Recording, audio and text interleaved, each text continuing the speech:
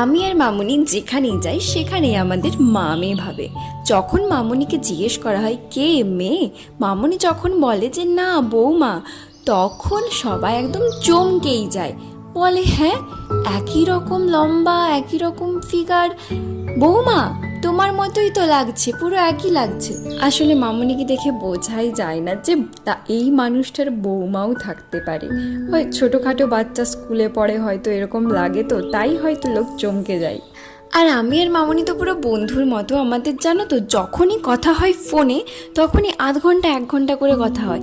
আর সামনাসামনি তো কথা হয়ই। আই উইশ কি পৃথিবীর সব শাশুড়ি বৌমার সম্পর্ক যাতে এরকমই হয়। শাশুড়ি বৌমা দুজনেই যদি ভালো হয় না, মানে এটা খুব সুন্দর একটা বন্ডিং, খুব বন্ধুত্বের বন্ডিং, খুব একটা মানে নতুন বন্ধু পাওয়া যায়। আর এটা একমাত্র তখনই সম্ভব যখন দুজনেই ভালো হবে, যে কোনো একজন ভালো হলেও হবে না।